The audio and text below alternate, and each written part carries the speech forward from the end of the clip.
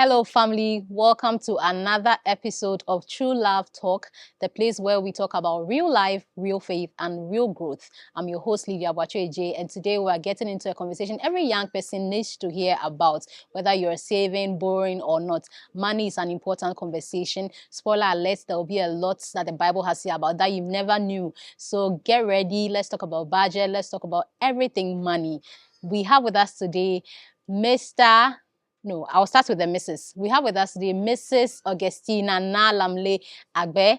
She is with the PCG Grace Congregation Tema. And we have with us Richard Gia Ansa Esquire, also with the Nantoman Memorial Congregation in Kanda, exactly. So we have very great people here to have this conversation with. So just relax. We'll take a short break. When we come back, we'll get into the conversation.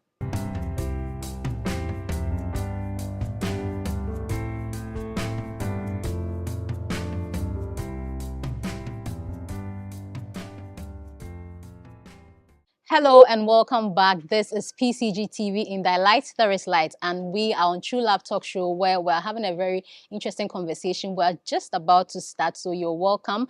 And today we're talking about financial management. As I introduced earlier, we have with us Augustina and Richard Gia Ansa Esquire. We'll start with our icebreaker, and there's something fun we do just, to get the conversation rolling. So I'm going to ask you a few questions, and you simply have to answer whether you can relate or not. So the first one, I once calculated if I had enough coins to buy wache and still get home. Yeah, I can relate You can to that. relate. No. No, you can't. Great. I transferred money to my Momo account to buy data and forgot I had borrowed airtime and I hadn't paid back yet. No. That thing is painful. No. Great.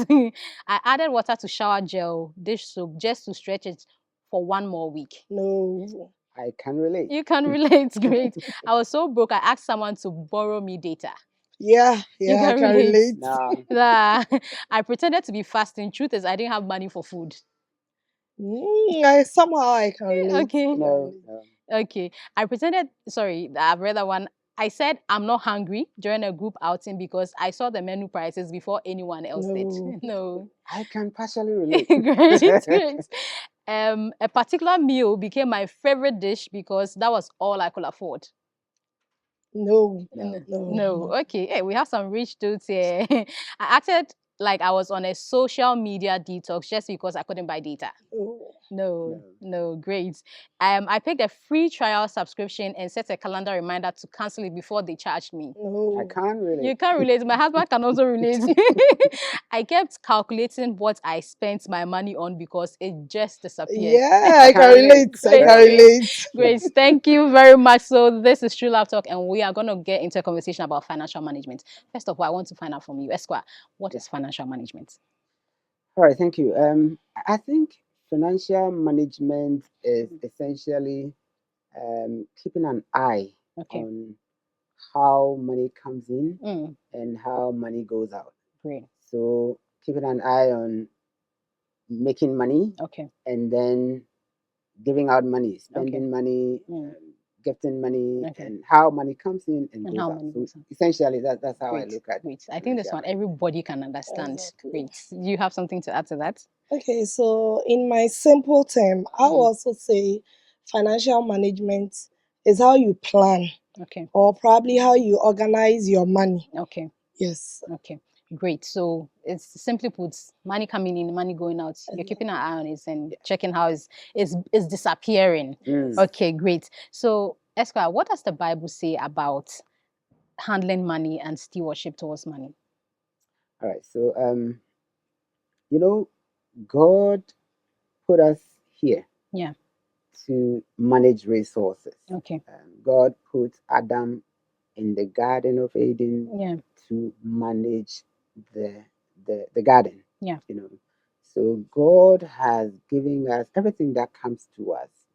It's like we are stewards of whatever comes into our hands. So I mean, the whole point about creating man tells you that there is something about man having stewardship over resources, money that comes into our hands. So, and of course, there are parables that Jesus Christ used to even describe how important it is for us to be good stewards of whatever has been entrusted in our hands. And so, yeah, so biblically, there's a lot of basis to say that this topic is very important, and man has the responsibility to be good stewards, of money. Okay, great. So I want to ask you, are there some, over your career and I mean over your life, based on your experiences, are there some very common money mistakes as young people we are making? Yes. So looking at this modern Ghana, we know our youth, or we the youth, are more into betting. We have a lot of guys who borrow money just to bet. I don't know if they are able to even get money out of this betting that they are doing.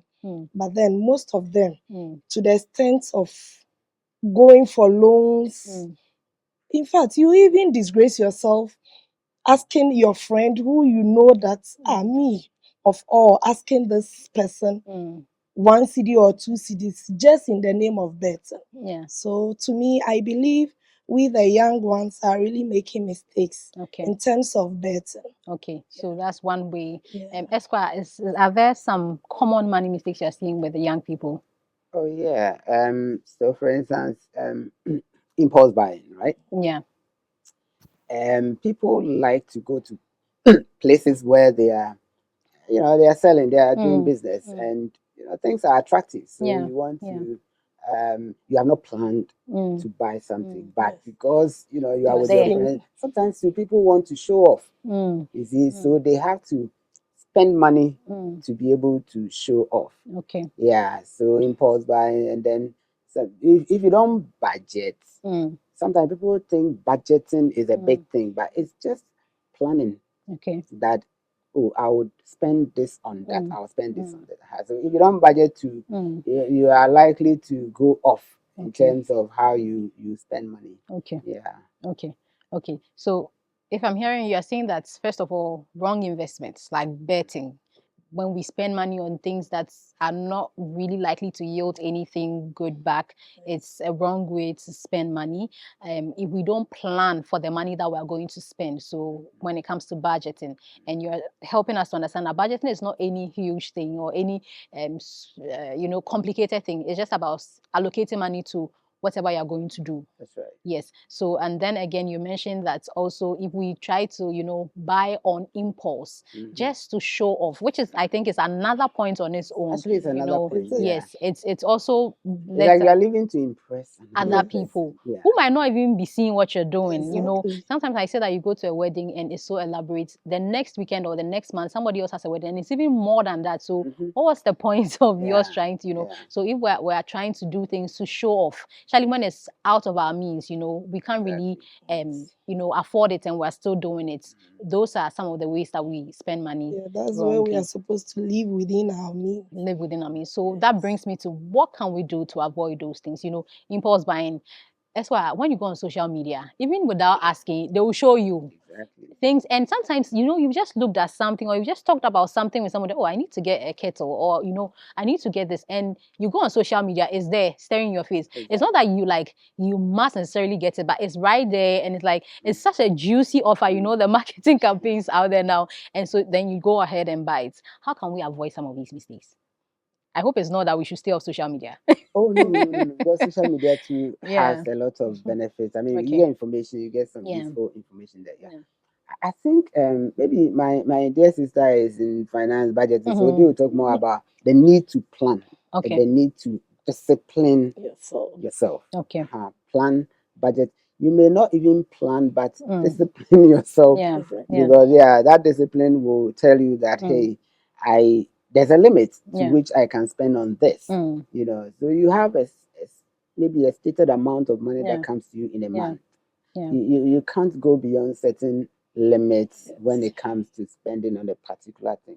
I think discipline is very key. Try and avoid influence of friends. It's difficult because we are socially wired. We are socially wired. So, but you need to know that it's a big deal because it will be very frustrating to have to borrow to buy food. especially when you are working. If you are not working, sometimes maybe momentarily you are not working, you can talk to friends, people can sort you out. But when you are working and you still have to borrow money to buy food, it means you are not a disciplined. It's embarrassing. But maybe the person is not even embarrassed. Exactly. But we shouldn't get to that point. If you are earning an income, you should be able to manage so that it should be enough to cover at least your basic expenses. Yes, Esquire, when you were talking, before I'll come to you to elaborate on the budgeting, when you were talking, you mentioned that we shouldn't, live to impress people when you were speaking earlier. And, sometimes it's subconscious.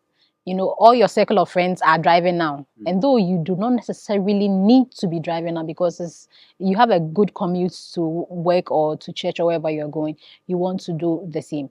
Then there's the angle of the planning your expenses. So let's take it that touch wood, somebody passes in a group that you're in. We're all in the Nushi alumni group.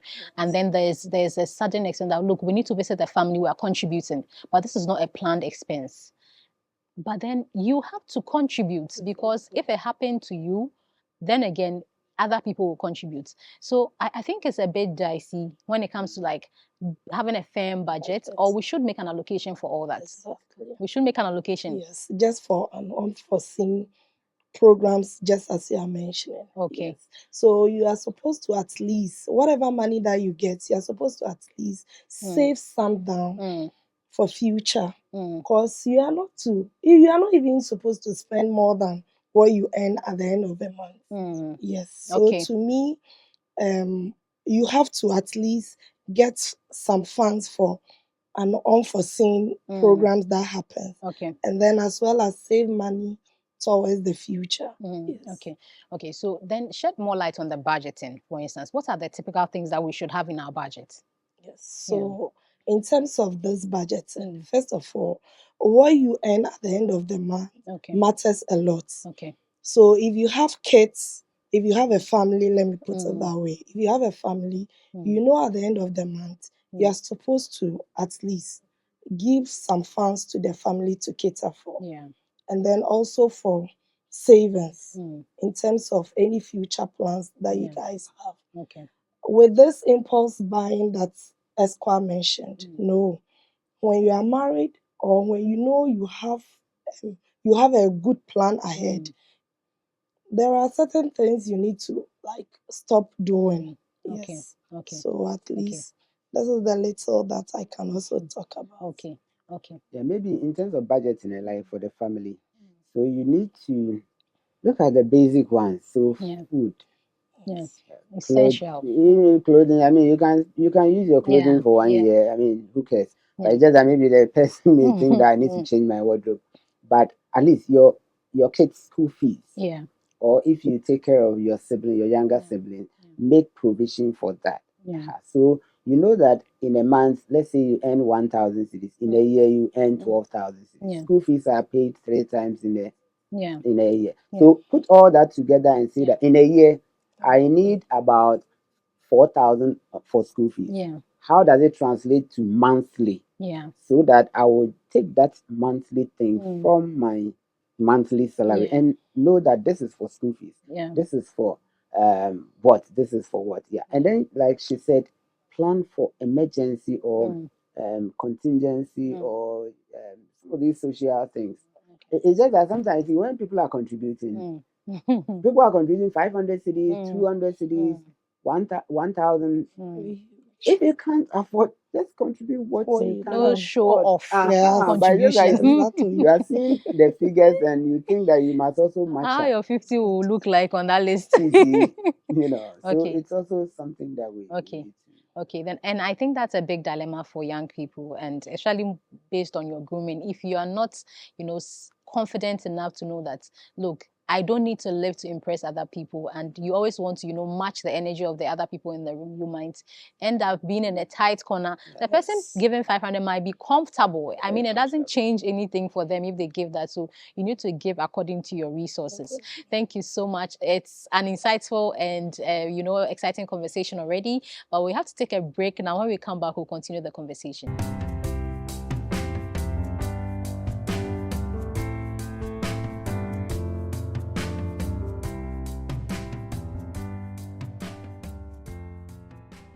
Hello and welcome back. This is PCG TV in Thy Light, There is Light, and you are on True Love Talk Show. We're talking about financial management. If you just joined us, you really need to stay on to enjoy the rest of the conversation.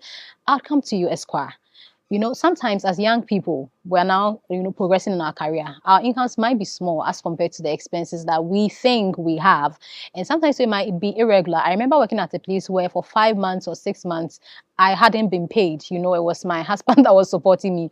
And even at the time I was leaving that company, I still didn't even receive that, And here we are saying that plan your expenses. So you are expecting an inflow for that plan you've made, but then the money is not coming. How then do you still save? Because you've mentioned the importance of having a savings, having an emergency fund. How can we save for all the things that we have to do? Because for me, I think it's embarrassing that you have to go and borrow money all the time from people. There are times that you'll be in a very tight spot, and that's understandable. But if every time you have to go, oh, sister, okay, can you give me this? When you cry, hamom, so how can we, in spite of the fact that we're now starting our careers or we might not be at the point where we're getting a good income or regular income, still save something for our expenses?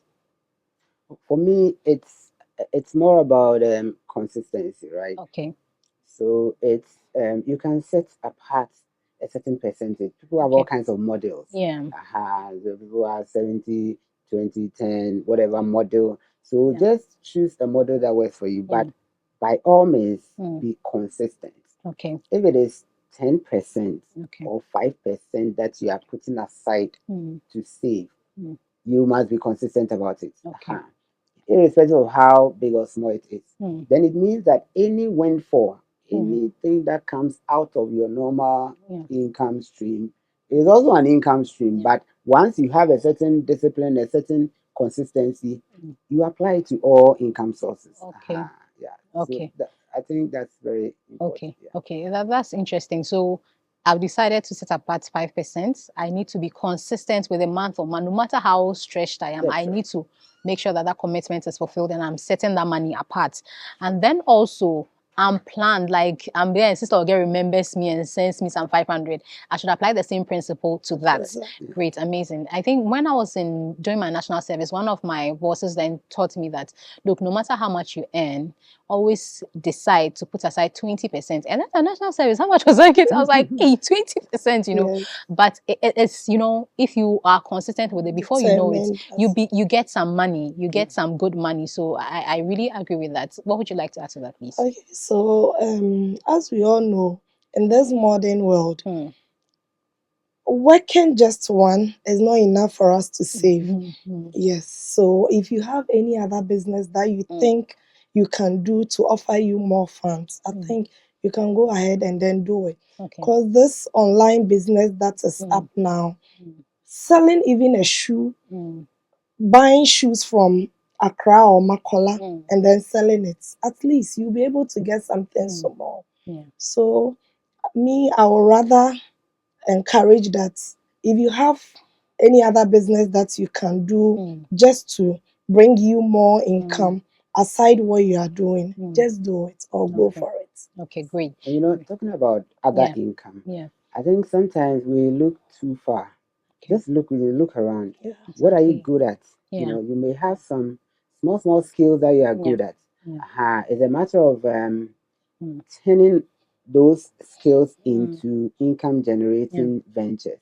I remember, I played the organ, I remember those days, even at Legon when I was a student, I used to teach some people piano in the house. Okay. It was a way to make some small money. And doing some. So just look around. What do you have? What skill can you really? Some people may be good in IT and things. Introduce your skills to people. You can support some small business or some SME with your IT skill or whatever you have, and then or your accounting skills and things like that. And in the end, it will bring you some coins. Yeah, amazing. I think, and sometimes we also need to start small where we are. We want to get, so you want to go into shoe selling and buying and selling, then you want to get like 20 shoes, 40 shoes. No, even if it's 2 shoes that your savings can, start as a capital, you need to start it, and then gradually it grows. I have a perfume business, and I remember the first perfume I even sold, I didn't have it.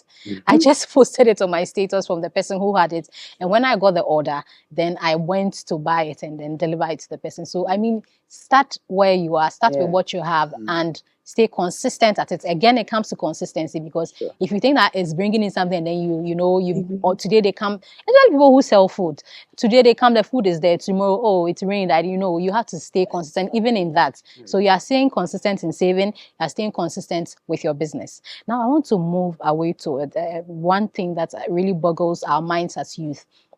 We talk about tithing, giving, being generous. As Christians, these are virtues that we need to embody. But then there are also our personal needs. How do we balance these so that no matter what you're earning, you are faithful in tithing, you are a generous giver, and you give when you have to give, but you're not also squeezing yourself too much on your personal needs. Okay. So the Bible tells us that we should be generous in giving. And we are required to pay 10% of whatever money that we earn to God. Yeah. And I can relate. Earning this small amount of money and then taking 10% out of this money, it will be a wahala for me. But trust me, when you give what you are supposed to give to God, trust me, at the end of the month, you'll never even go hungry. Or whatever shortage you feel you go when giving that 10%, it will never happen. So to me, I believe in tithing, and it has really helped some of us. For instance, me, I always tell my young ones that giving is more rewarding than expecting. So I'll rather encourage them that they should give, and it will be a blessing for them. Thank you very much, Esquire. Yeah, sure. I mean, so we are looking at balance. Yeah. Even the Bible says that a false balance is an abomination to God. And so, as a Christian, you need to be disciplined and balance your life. Okay. And that includes all the expenses that you have to do, including your Christian charity and your tithing, whatever you believe in. You see, in the New Testament, we are told to give generously. Yeah. So it means that it goes even beyond 10%. Yeah. Not just the tithing, but generous giving goes beyond 10%. Okay. So I think it is all about balance and discipline. If you can't give 10% of 2,000, can you give 10% of 20,000 when your salary, maybe you change job and then your new job is paying you 20,000? If you couldn't give 10% of 2,000 cedis, can you give 10% of 20,000? You can't. All right. So it's about giving when you have to give. Like you have to do, whether it's small or little or plenty. So in your mind, tell yourself that I am living on the 90%. If your salary is 2,000 cedis, tell yourself that my salary is 1,800 cedis. That's what you are living on. That will make it easy for you to be able to give your tithes and be faithful with your tithe giving, which is an important Christian exercise that we have to do. So it's about balancing and disciplining. You have to push yourself. Put yourself within your means. Living within your means, very critical. Okay. Yeah. Okay, I think on the tithing bit, I'm clear.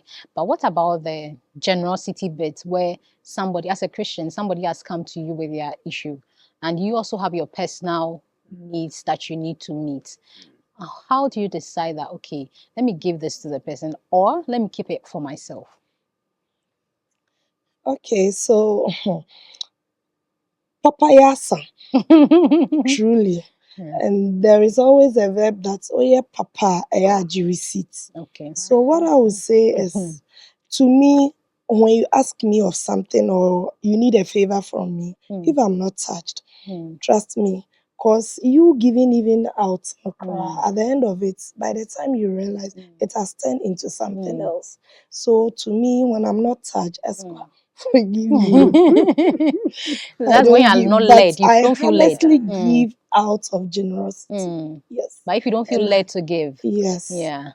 And I mean, that's something I recently learned. I think we were trying to raise some funds for a woman that we met at the hospital. My son had been unwell and we went to the hospital and we met a woman who had given birth. She had 10 children and all the children were delivered at home. So she having been rushed to the hospital was a new thing for them because they had never encountered any medical expenses in relation to childbirth. And now here they are, the hospital is asking them to pay some money. So I reached out to my friends, I posted on my status and people were bringing in money. And one friend told me that, look, I need to pray about it and then get back to you. And I was just thinking, look, it's urgent. Like we need to give now. But then again, I sat back and I thought about it, like, it's true. You need to be led to give because it's not always that is really what God is calling you to do. So I really agree with what you're saying about that. But you wanted to add something. Yeah. I mean, it's good to give.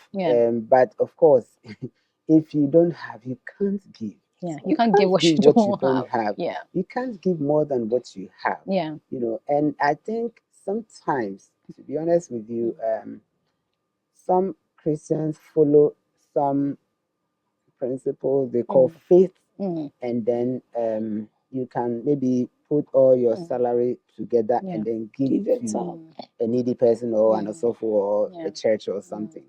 I mean, if you are led to do that, that's fine. But see, I think that you have to be disciplined to the point that if you don't have, you can't give. There are instances where you exercise faith. You have to really be convicted about it. And then you exercise that faith. And then whatever blessings and consequences will follow. But you don't have to be overwhelmed by emotions. And then every, like my grandmother, like he was so kind-hearted that whatever request from wherever she would give. And so she would call you to help her to you have your request, so deal with it. I mean, if you don't have money, you don't have money. But but the point is that you have to be cautious not to give more than what you have or to give if you don't have. Otherwise you may end up borrowing to give. Exactly. I mean, you can say, yeah, God will bless you. Of course, God will bless you. But there are practical steps that you have to take to be able to forestall some of those excesses. Otherwise, you'll be in debt. And then, Okay, great. So I'm taking away that we are not to give out of emotion. We are not to give out of compulsion. We should give as we are led by faith. And whatever blessings that come with it, you receive. But if God has not led you to give, don't, be so emotional about the situation and then give what you don't have. I think that if God also asks you to do something, I think you mentioned that earlier, He will make the provision. That's right. Yes, He will make the provision for it. It might not be immediately, but it will come. So that whatever lack you would have experienced, having given that out, either He's giving you the money before or He's providing for you later on. So God takes care of everything. Exactly. So for instance, look at Abraham and then Isaac. Abraham wants to give Isaac out. Isaac was the only son. God has promised Abraham that I will make you a father of all nations. If Isaac is going to go, then how is that promise going to come? But see, so there are those instances where God is testing your faith, and it's okay to step up and then exercise that faith. But generally, you have to keep an eye on what you have and what you are giving in response to requests. And viewers, the debate is not about, or the discussion is not about whether you should tithe or not. Tithing is stated in black and white in the Bible. However, we're talking about giving aside from your tithe as your Christian duty. And we're saying that you should be led to give. You should give according to your faith. And you shouldn't just give out of compulsion or out of emotion. Thank you very much. This is really insightful. I'm taking a lot away just from this part. But we have to take a break now. When we come back, we'll continue the conversation.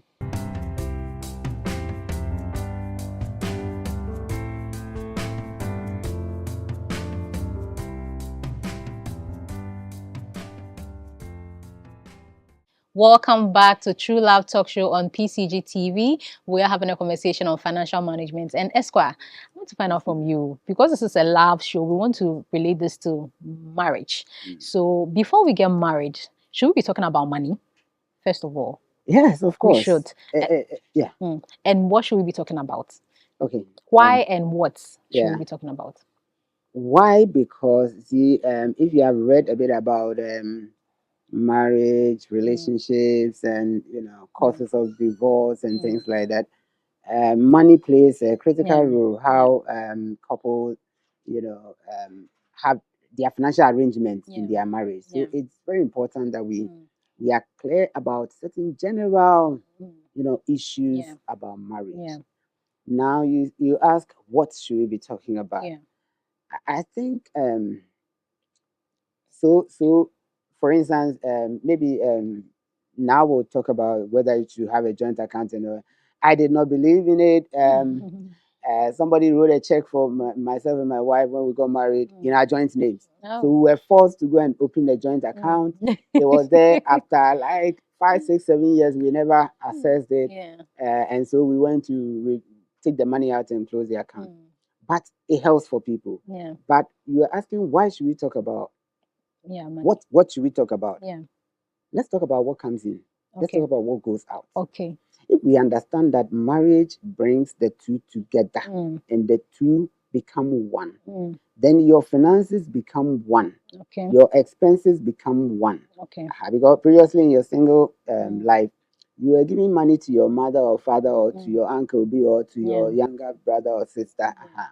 Now that you have come, maybe the other person may not be used to that. So if you don't talk about some of these things, the other couple may think that you are spending too much on your family. And that person too may, one also may want to spend a lot on himself. See, there are guys who love to spend on ladies. There are others who don't like to spend on others, so it will affect. So it's important that because people are different in how they see money and how they spend money and all that, their views about even money. So you need to have the conversation. If the conversation leads to the need to bring everything together and then spend everything from the same pot, so be it. If you have a different model that you want to run, whichever works for you, but it cannot just happen. You have to talk about it. It cannot just happen. You have to talk about it. Yes. Okay, so what I also like to say is, as we are all aware, men are mostly the heads of the family and they take care of the family. So we getting into marriage, when you are fortunate and then both partners are working, we need to talk about it.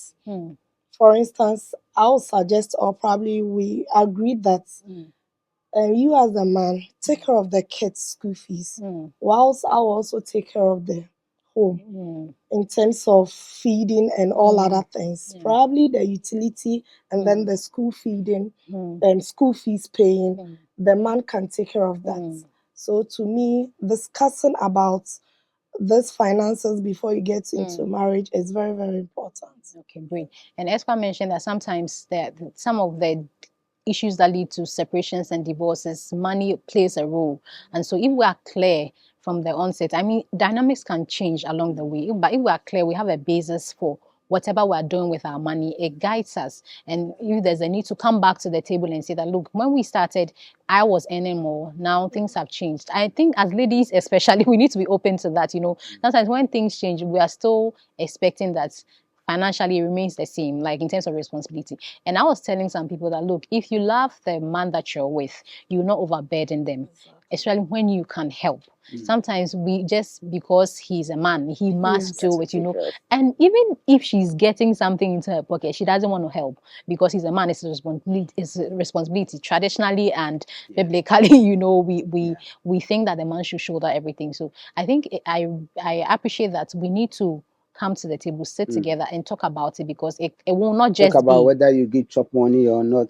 Talk about, you see, when we initially got married, I in my head, in my mind, everything I earn is for us, it's for the family. So I was not giving what they got chop money or like money to take care of the home. I was not giving it. And then along the line, my wife made a comment, and then I said, then I may probably have to think about it. And then at a point, I started giving a certain amount to take care of the home, because I thought that when there's light bill, we'll pay. When there is school fees, we'll pay. when you to what you can take care of, kind of. But I realized that the other partner feels more comfortable with saying that, okay, this month, this is what I put on the table. Then I started working with it. Sometimes we have to be flexible. You don't keep to what you think should be the case as a married couple. Yeah, we should be flexible. And like you said, sometimes you don't even know that anything is wrong with how you are doing things, because our view of money, like you said, is different. Maybe I come from a household or a background where I believe in saving my 20% no matter what. I believe in tithing no matter what. But then your partner might be coming from a background where it's like, if you have saved, if you don't have spent, because tomorrow is not assured. You are working with that mentality. So then you start to clash, because it's always like somebody wants to save, somebody wants to be,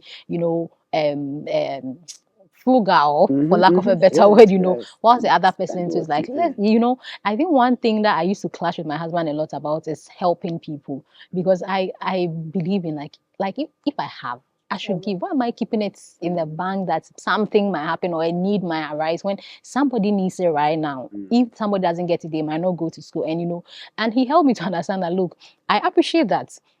That might not be my style, but I believe, as a Christian, I believe that we should give, but we also have to have some segregation. We have to have some controls in place, because it's the last that I have, especially at the time when he was the one helping me to even, go to work and come back. And I still, like your grandmother, will want to borrow from him to give to somebody. I didn't have it, but I can't give what I don't have. So these conversations are very important, and they will help you to, eliminate some of these issues. Because Sikasem can really bring bad blood, But if we've talked about it and we're all clear on everybody's position, and sometimes we're not even on the same page, but because we are dialoguing, we can, arrive at the same a mutual, a mutual conclusion. So it's very important. So we've established, viewers, that we need to have conversations about money before we get married. Don't wait. Don't say that, oh, it will take care of itself. Esquire says that it doesn't, just happen. You need to make conscious efforts to make it fall in place. Now, when you're married, this one I'll come to you. Should we have a joint account or not?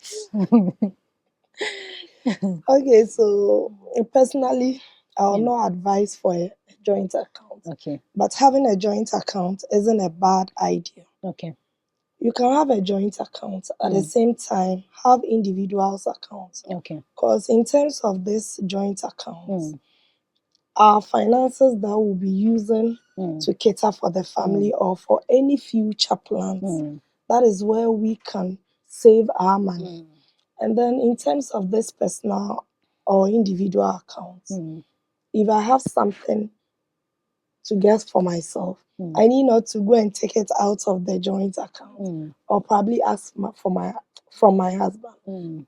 But then with this personal account or savings that account that I have, I can take that funds from. So having a joint account isn't a bad idea.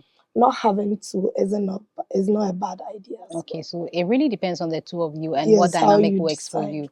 Okay, Esquire. Yeah, to me, my idea is that what the two shall be one means is that your everything becomes one. Yeah, but it's again what works for you. If both of you believe that truly the two shall be one, bring everything to the table and then administer everything from the center. But because we have certain individual preferences, and you are still you, I'm still me. So even though the marriage has brought us together, the two has become one. If you adopt that, it's okay. Bring everything to the table and then administer everything from it. But for me, I don't believe in. See, when we talk about joint accounts, there's one. We may think it's joint bank account. That's what most people think. But if we are saying joint accounts, whatever accounts, account is not necessarily bank account. Okay. So if you want to, it's about whether you want to bring everything together and then administer everything together. Okay. I don't prefer that because human as we are, you may have some some some good intentions, like some giving you want to do that your partner may not really may even discourage you. So sometimes you just want to happily make that donation and you are fine. But if you bring it together, like she said, it's okay if you administer all from the same pot. Yeah, but I never believed in joint account. Happily, my wife is not a believer of that, so we are okay. Okay. So still comes to what works for the two of you. Because in marriage, you need to make your own rules. It's not cast in stone. And if joint accounts will work for you, because you have talked about it in our previous question as we discussed before getting married, you go for it. And if you agree that it doesn't work for you, you also go along with that. I also want to find out, are there some red flags that we can look out for financially when we are dating that might impact us money-wise when we get married? Okay, yes. So we have some couples. Okay, would-be couples. Maybe a lady who is not working, and then the guy tries to find a business for the lady, going in for selling and buying. No amount of money that the guy will even put in it will yield something. I have a friend who really invested in his girlfriend, but unfortunately, whatever business that he tried to establish for the lady doesn't yield anything. So at the end of it, they have to like go their separate ways. Because he was saying that even when they get married and then like he try and then put all his finances on the lady, there will be nothing good that will come out of it. So they have to go their separate ways. Because investing in you, trying to at least get something for you to like earn something at the end of the day, but then you don't put in much effort. You handle the business anyhow you want. Is a red flag for me. Could it be that it wasn't something she was interested in doing and that maybe they should have So agreed? before that, unfortunately, she's not too educated. So the guy asked her, what do you want me to do for you? So she suggested that do this for me, do that for me. It wasn't as if it was the gentleman who forcing even it on forced him. Yes. On her. Yes. Okay, and great. aside that too, we have guys that goes into gambling. All their That it really is important. Yes, it's true. The guys are into it these days. Yeah. Into gambling. Whatever money that they have, betting, nothing. You don't see any future in it. It's really a flag, a red flag for me. Okay, great. Esquire. Yeah, you know, like we were talking about earlier, impulse buying, for instance. Yeah. Somebody may just everything you see you want to buy. Meanwhile, you have not really planned towards it. And sometimes to um how the person spends on himself in relation to how he wants to spend on another person. It's something that you may also want to look at and have a conversation. You see, so some of these things, it's good you have a conversation about it. Because people may have been used to a certain lifestyle over years before they got to meet the other person. So, and some people too, they so you can have somebody who would love to spend, like you were saying, everything that I earn, I must spend because I don't know what tomorrow is not promised. Tomorrow is not promised. So you just spend. So yes, it's also a red flag, but then I think it's important that you have conversation about it. Yeah, because the family, as you are growing, there are emergencies. There are emergencies, so you can't just spend everything that you earn. You know? Yeah, one of my bosses says that you cannot tell me that you were pregnant for 9 months and then it is when you deliver that you realize you don't have money. No, you should have planned. You had 9 months to plan, and so at every point in time, we have time to plan for even emergencies, like you were teaching us about budgeting and all that. So thank you very much. We will take a break now. This is PCG TV and we are on the show True Love Talk. We'll be right back.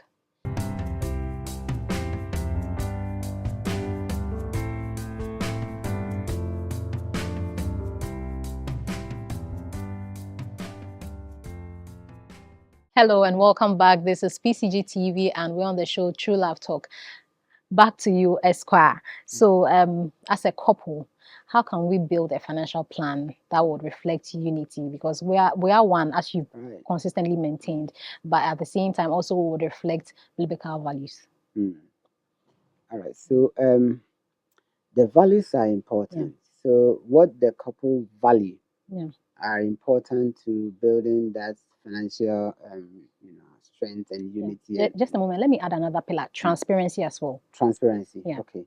So, I think if we understand again that what it means to say the two shall be one, then it helps to really be more transparent. Okay. And if I know my money is yours and yours is mine, and we all on the same page, it helps with the transparency thing. And the reason why I'm emphasizing the value systems is that what you value drives where you go, what you do, and everything. So if you have common values, Christian values, then you have common understanding on values you place on giving, values you place on investment, which is also biblical, value you place on savings, value you place on proper management of resources. So if you have those common values, it helps, which is why you must be Christians to enter the Christian marriage, so that because your fundamentals, some of your fundamentals are the same, your value systems are the same, so it helps. So I would say that work on your value systems, especially those who are courting and dating. Discuss a lot more about things that bring you together. And you're talking about unity, things that bring you together, the common grounds, not the the issues that are contentious. About, for instance, tithing, whether tithing is this or not, whether baptism is this or not. If you are Christians, and fortunately, if you are from the same denomination, it helps because most of the values are shared. And I think that helps a lot in terms of transparency, financial transparency, and then building the unity that you need as a couple. Yeah. Great. Well, in terms of the transparency, what I can say is we have some spouses that are not true. They don't even mention their salary. Well, it's not mandatory for you to tell your spouse what you earn. If you tell your spouse, that's fine. But then you have someone, aside what he earns at the end of the month, he has businesses that he like earns money from. But unfortunately, it's not being communicated to the other partner. So I believe in transparency. Where there is transparency, at least the unity within that relationship grows more. Maybe the person is not being transparent because when you go and say it, the excitement that will be will pressure. come from it and the plans that will follow. It's good to communicate to each other. Yes, you know what you earn at the end of the month. Even if you don't mention the actual amount, but at least let me know you have some side business that you do that brings you other funds. That's quite. It's important. No, it's important. I'm not saying it's not important. But it means on the other end, you who are being disclosed to, you must also manage your expectations. Even if you get to know that I earn so much, we should still stick to the budget or the plan that we have for our finances. Great. Thank you. And that brings me to my next question on living within your means. Yes. How can we practically do that? I mean, is that I think it comes down to the planning she talked about and the budgeting. And then the discipline. Because like even the government, they do budget, but sometimes they have budget overruns. It's okay to have some little overruns, maybe budgeted for 10,000 and for the year, and then at the end of the day you spend 11,000. Maybe some marginal overruns. It's okay, but push yourself, discipline yourself. Don't live for the other person. That person is not your standard. You're living for yourself, the two of you. And to live within your means to discipline yourself. And I'm sure a lot of our viewers are Presbyterians. For Presbyterians, one of our core values is discipline. So you must really push yourself. You don't be frugal. You have, it's all part of the discipline. I think discipline is very important because at the end of the day, without a discipline, you would spend even what you don't have. You end up as like somebody, a Christian, a good Christian, and then you steal from the company, or you do things that are not right, before God. Yeah. Okay. Would you like to add to that? Yeah. Yes, So, okay. So my next question is that as a Christian, is there a line? Is it okay to pursue wealth, and then is there a line between ambition and greed for us? Oh, of course. Okay. It's okay to pursue The wealth, right? Bible says that the love of money is the root of all evil, right? But of course, elsewhere it says money answereth all things. Yeah. You know. So how do you balance it? Again, a false balance is an abomination unto God. Yeah. There's somewhere in the Bible that says that don't, I think it was David, that don't let me be so wealthy that I would, I would leave you, God. And don't let me be so poor that I would say that you have left me. So it's still a balancing act, a balancing act. It is important to pursue wealth. Mind you, it's God that gives us the power to make wealth, So it is important, but again, it's a balancing because see, the Bible also says that it is difficult for a rich man to go to the kingdom of God or the kingdom of heaven than for a camel to enter the this thing of the needle, the hole of the needle. Or so the whole point is that if you have more money or more wealth and you're not careful, we are human beings, it will tell you what to do. Because so friends, and practically, if you have a lot of money, then sin becomes easy. Sin becomes easy. Evil becomes easy. You are able to, for instance, practically get a lady, if you're a man, get a lady into a hotel, pay wherever it is, some hidden place, because you have the money. All right. Or maybe you don't obey laws and rules, you breach laws because you know that when you breach it, you pay your way through. So it's like there is the risk of having so much money. That is why if you're a Christian and you have money, contribute a lot of the money to the work of the Lord, to the work of the kingdom business. According to your plan. Yes, yeah, of course, it's all planning there. So that you will not even have so much to be tempted to do evil or to do things. So balance is a balance. It's a balance. And you see, sometimes how you are trained as a Christian becomes very important. The training, the upbringing. If you are not brought up in a very good Christian home or community or something, then you see already certain value systems are built with you already, and it becomes a bit difficult to change. And then you have to associate with godly people, and then be closer to the altar and to the cross, so that you, even if you have a lot of money, you don't lose sight. You be able to discipline yourself. Great. So I'll come for your final words, but I want to read our scripture for reflection from Proverbs 21 verse 5, which says that the plans of the diligent lead to profit as surely as haste leads to poverty. Amen. So I want to take your final words. This has been an interesting conversation, and what's anybody watching you, what do you finally want them to take note of? Okay, so what I would say is, in terms of financial management, we have to know that we are not owners of these funds that we have. So God created this world, and with its resources, He has entrusted us to be stewards, but then not owners of it. So we should be able to plan accordingly when spending. Earning funds isn't something that you have to spend anyhow. Yes. So what I would say is we should be able to plan very, very well when spending, or in terms of earning too. We organize, we control, and then God also will give us more funds. Amen. Thank you very much. Esquire, final words. Well, I would say that let's be intentional. All right, let's be intentional about financial management. Things don't just happen. So let's be intentional. The little budgeting, planning, and discipline would help in the home, so that money will not be the reason why there should be a divorce or something of the sort. Okay, thank you very much.